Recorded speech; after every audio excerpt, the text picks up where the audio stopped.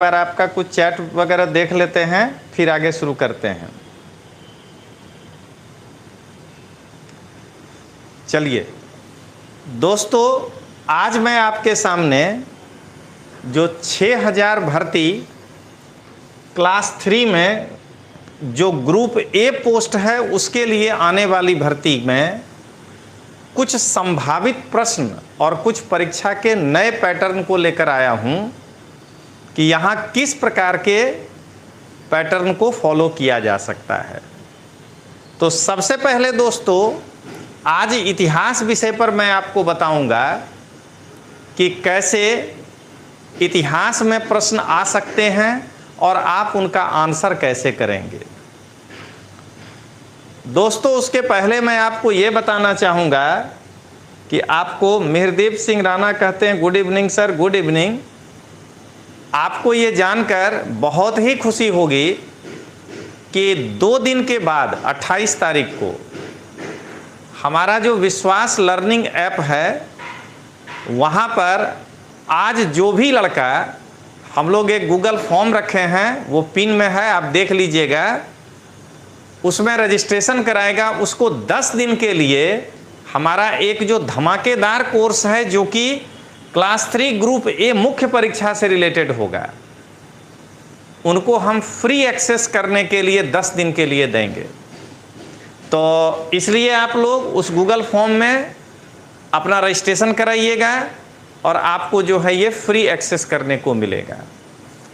दोस्तों, आगे बढ़ने के पहले मैं आपको एक इन्फॉर्मेशन दे दूं कि नवा नियमों પછી क्लास 3 में नवीन परीक्षा में नवी रणनीति माटे, क्योंकि हम सभी जानते हैं कि क्लास 3 के लिए अब तक जो पद्धति अपनाया जा रहा था वो एक तरह से रटने वाली पद्धति थी कि भाई हमको याद कर जाना है कि वेला बदर क्या छे, कालो डूंगर क्या छे, भुजियो पहाड़ी क्या छे। लेकिन अब जो हमारा ये नया पैटर्न आया है, उस नए पैटर्न पर हमको एक नए तरीके से प्रिपरेशन करना होगा। उसके लिए एक फ्री मेगा मार्गदर्शन सेमिनार 30 मई से 6 जून सुबह 8 से 10 ऑफलाइन आयोजन किया जा रहा है और उसका रिकॉर्डेड आपको इस YouTube पर जो है वो मिल जाएगा। तो MS कहते हैं, नमस्कार सर। मनीष सोनी, मनीष नमस्कार आपको। 30 मई को मैं आऊँगा विज्ञान एवं टेक्नोलॉजी को लेकर। मेरा अनुभव 23 वर्षों का है गुजरात में। इस फील्ड में एक भी फैकल्टी के पास इतना बड़ा लंबा अनुभव इस फील्ड में नहीं मिलेगा आपको। हमारे दूसरे फैकल्टी हैं मूलचंद राणा जी, जो आपको निबंध और एथिक्स का लेक्चर लेंगे। ये GPSC के एक्स मेंबर हैं, ये पहले वहाँ मेंबर रह चुके हैं। इस तरह के लोगों से आपको लेक्चर दिला रहे हैं। इसी तरह रवि बारोट सर हैं, 7 साल का अनुभव है। मैथ रीजनिंग ये 1 जून को आएंगे। हमारे गौरांग पटेल सर हैं, इंग्लिश में इनके पास 20 साल का अनुभव है, ये 2 जून को आएंगे। 3 जून को रानी सिंह तोमर आएंगी, वो भारत नो इतिहास और लोक प्रशासन के लिए। और 4 जून को सामान्य विज्ञान पर एक एक्सपर्ट फैकल्टी आएंगे। और सांस्कृतिक वारसो धर्म सिंह सिसोदिया सर हैं, 7 साल का अनुभव है, ये 5 जून को आएंगे। और 6 जून को चिराग परमार करंट अफेयर्स को लेकर आएंगे, इनके पास 5 साल का अनुभव है। तो आप दवे रोहन कहते हैं, नमस्कार सर, नमस्कार। अल्पेश परमार, नमस्कार सर जी, नमस्कार। तो अब जो है ये एक 8 दिनों का आपके लिए ऑफलाइन फ्री सेमिनार है, मार्गदर्शन, और साथ में इसके कुछ वीडियोज आपको YouTube पे मिल जाएंगे। लेकिन दोस्तों, आज मैं बार बार आपको कहना चाहूँगा कि एक गूगल फॉर्म आपको दिख रहा होगा, आप उस गूगल फॉर्म में अपना रजिस्ट्रेशन कराइए। विश्वास लर्निंग ऐप का एक ऐसा धमाकेदार कोर्स जो आपके इस नए नियम पर ग्रुप ए का जो मेंस वाला पार्ट है और ग्रुप बी का मेंस वाला पार्ट, वहाँ आपको मदद मिलेगा। वो 10 दिन वह वीडियो आप उस कोर्स का पूरा फ्री देख सकते हैं। वो एक्सेस के लिए आपको जो है मौका मिलेगा। तो चलिए दोस्तों, अब हम लोग आगे बढ़ें। हम सभी जानते हैं कि क्लास 3 के ग्रुप ए के मुख्य परीक्षा में जो सामान्य अध्ययन का कोर्स लॉन्च किया गया है उसमें केवल इतना ही बताया गया है कि यह एग्जाम 150 मार्क्स का होगा। अब हमारे मन में ये घूम रहा होगा बात कि अगर ये 150 मार्क्स का है तो पैटर्न क्या हो सकता है। तो 3 प्रकार का प्लान जो मेरे दिमाग में लग रहा है, आप देखेंगे उसी प्रकार के प्लान आपके सामने आ सकते हैं, जिसमें ये प्लान 1 ये हो सकता है कि आपको ग्रुप ए, ग्रुप बी और ग्रुप सी ऐसे करके 3 ग्रुप में सवाल हो सकते हैं। ग्रुप ए में 10 क्वेश्चन 2 मार्क का एक यानी 20 मार्क्स का ग्रुप ए हो सकता है। 30 वर्ड्स में एक क्वेश्चन आपको लिखना है। ग्रुप बी में 6 क्वेश्चन पूछे जा सकते हैं, 5 मार्क्स का एक क्वेश्चन होगा। हो सकता है ये 50 वर्ड्स में पूछे जाएं और ग्रुप सी में 10 क्वेश्चन 10 मार्क्स के पूछे जा सकते हैं 150 वर्ड्स का। दोस्तों जरा इसको आप एक बार गुना करके देखिए। 30 words into 10 300, 50 words into 6 300, 150 words into 10 1500। यानी क्लास 3 के लड़कों को पहले तो 3 घंटे में 2100 शब्द लिखने का प्रैक्टिस करना होगा। रोहन दबे हैं, कहते हैं सर मेरे जैसे विद्यार्थी अहमदाबाद नहीं आ सकता है कुछ कारणवश, लेकिन पढ़ाई आपके पास ही करनी है। तो रोहन दबे जी, यहाँ पिन किया हुआ एक गूगल फॉर्म है, आप उसको भर सकते हैं।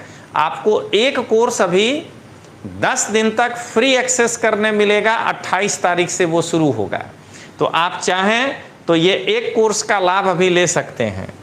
अब आइए दोस्तों, अगर ये प्लान नहीं होता है तो ये परीक्षा का दूसरा प्लान हो सकता है कि ग्रुप ए में 6 प्रश्न पूछा जाए 5 अंक का, 30 गुण हुए 50 वर्ड्स के एक सवाल। और ग्रुप बी में 12 क्वेश्चन पूछे जा सकते हैं 10 मार्क का, 120 मार्क ये हुआ, और इसमें 150 वर्ड्स हो सकता है।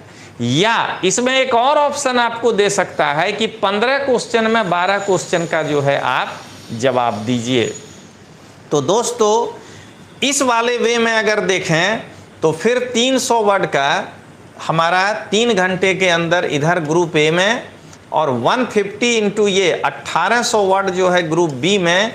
यानी प्लान ए या प्लान बी कोई भी आए, 2100 शब्द आपको 3 घंटे में जो है वो लिखने का पहले प्रैक्टिस होना चाहिए।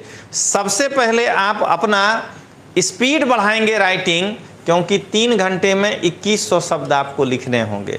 दोस्तों आईएएस में की तैयारी करने वाले लड़कों के लिए ये कोई भारी बात नहीं है, वो लोग 3 घंटे में 4000 शब्द लिखता है।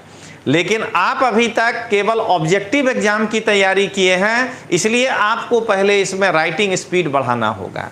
और लास्ट प्लान ये हो सकता है कि 15 क्वेश्चन पूछा जाए, 10 मार्क का एक क्वेश्चन, और 150 वर्ड्स या 200 वर्ड्स के सवाल हों।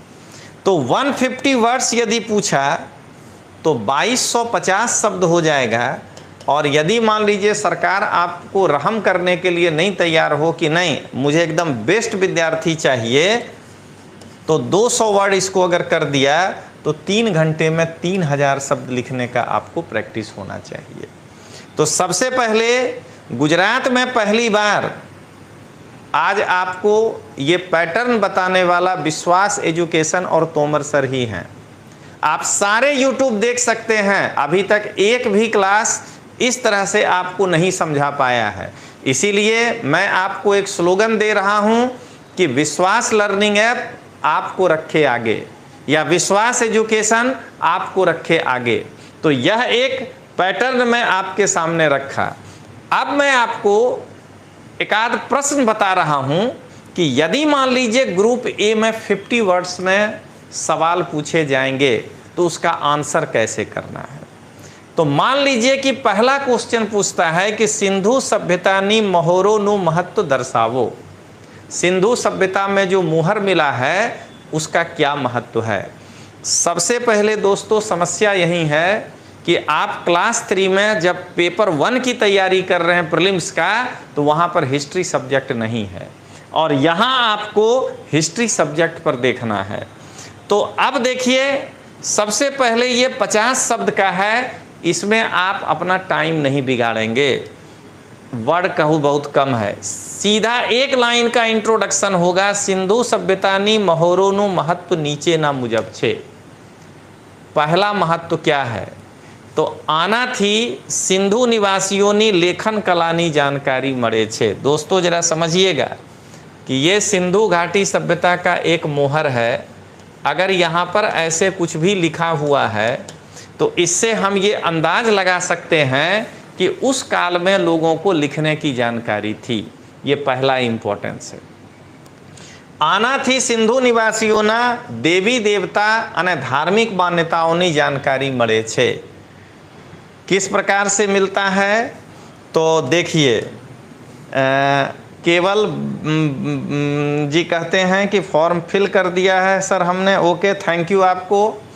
अब देखिए कहते हैं आना थी सिंधु निवासियों देवी देवताओं ने धार्मिक मान्यताओं। देखिए अगर ये मुहर है और इस पर सिंधु निवासी, यहाँ पर अगर मान लीजिए मातृ देवी का फोटो मूर्ति बनाया, ये चित्र बनाया हो, तो अपने समझेंगे कि वो लोग मातृ देवी की पूजा करते थे।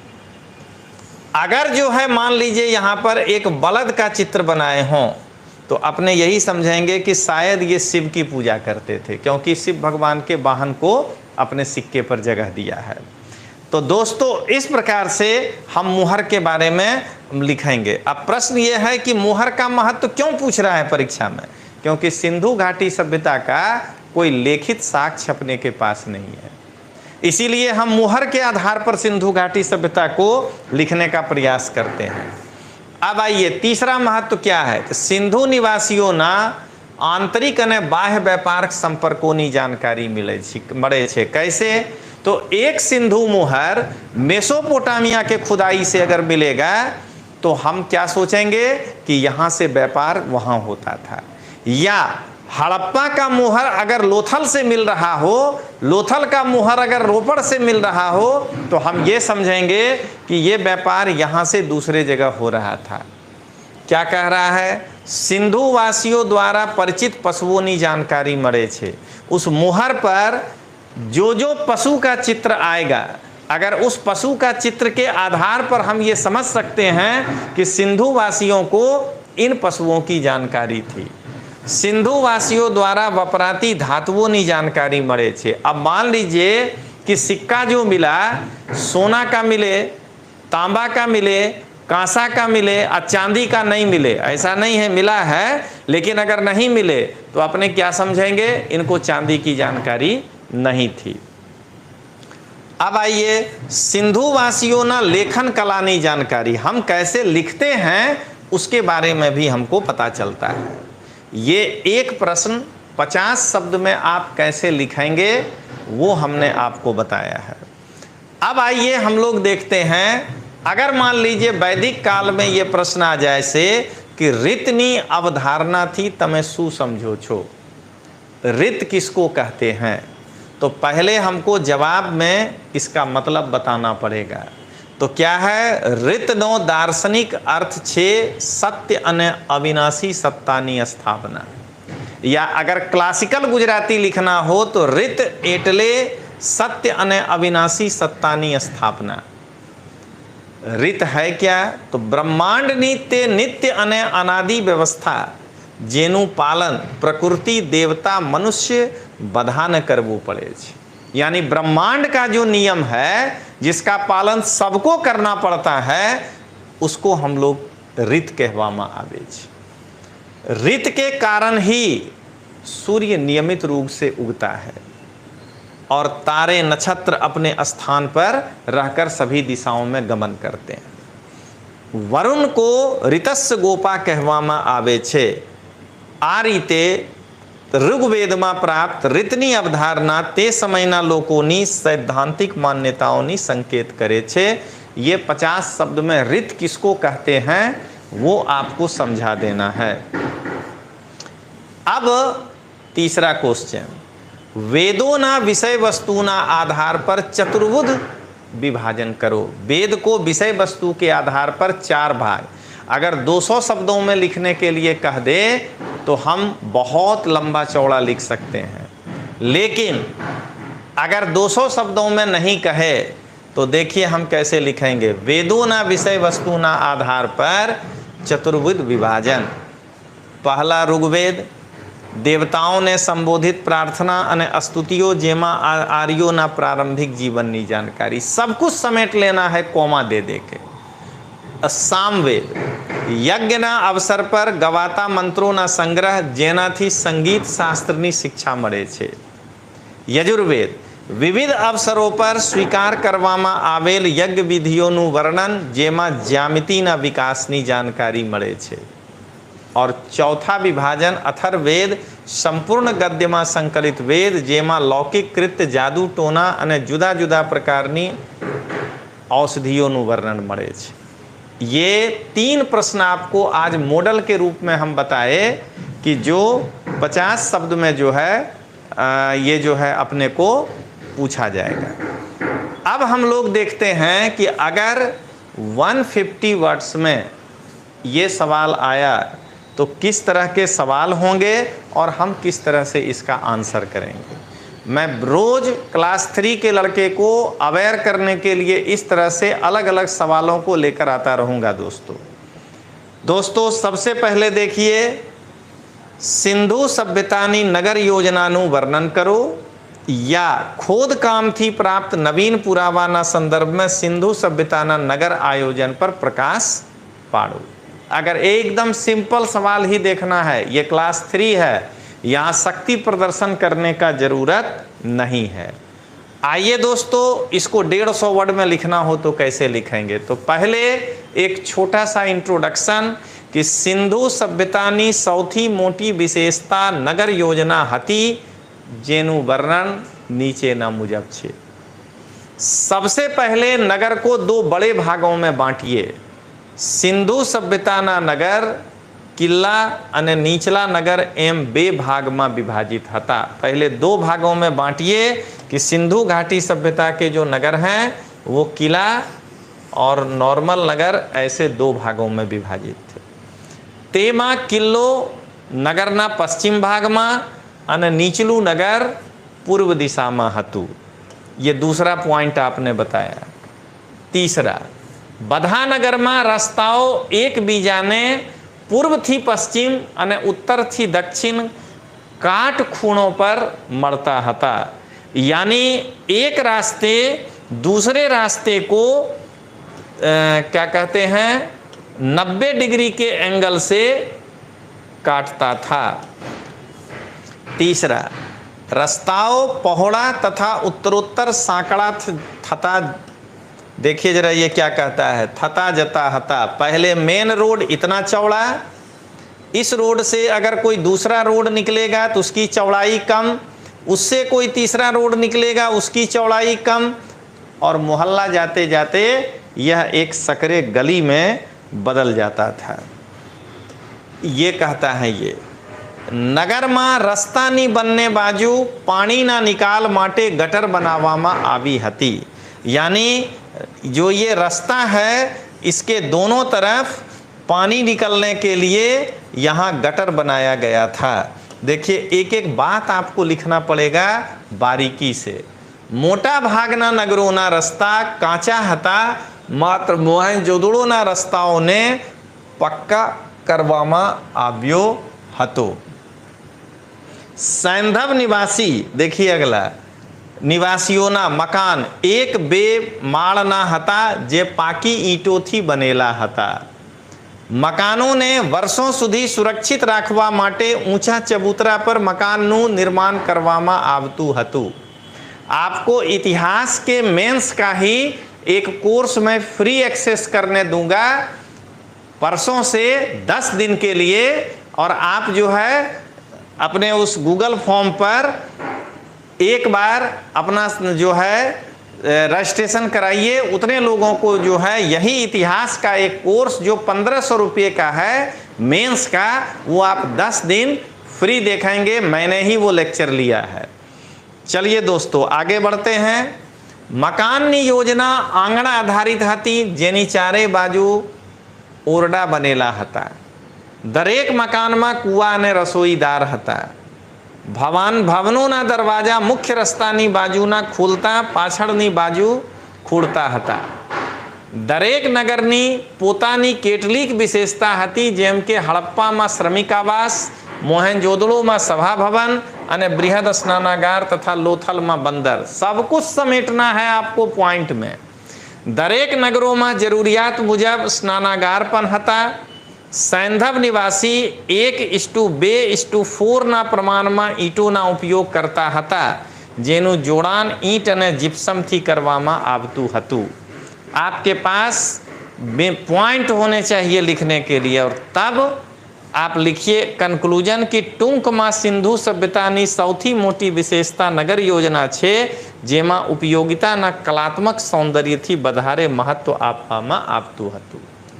अब एक लास्ट प्रश्न आपको आज बताते हैं कि वैदिक काल से, चलो अगर एक और 150 शब्द में लिखना हो तो हम उसको कैसे लिखेंगे।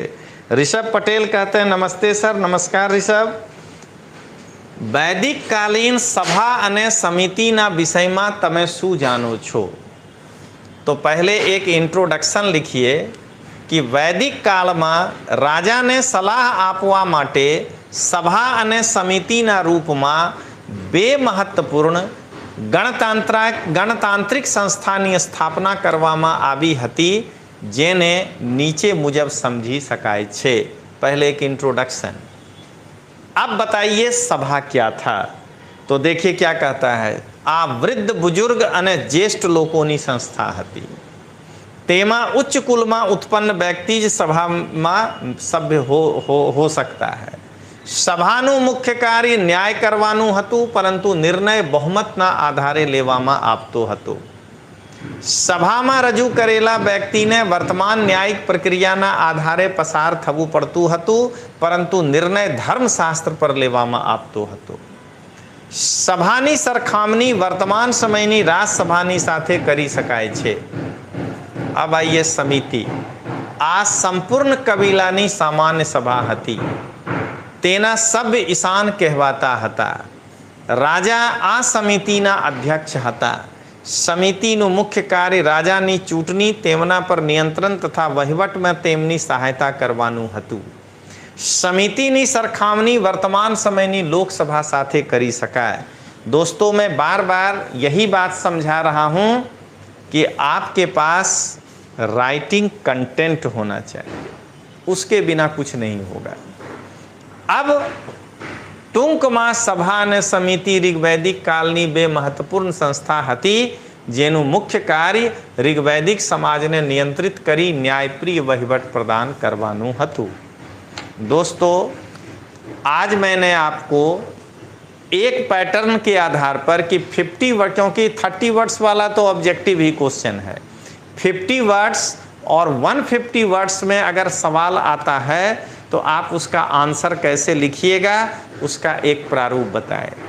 कल दोस्तों MS राणा सर YouTube पर आकर के आपको एथिक्स का एक चैप्टर पढ़ाएंगे, जिसमें होगा निजी और जाहिर संबंधों में नीति शास्त्र। तो चलिए दोस्तों मिलते हैं हम लोग फिर, तब तक के लिए जय हिंद, जय भारत।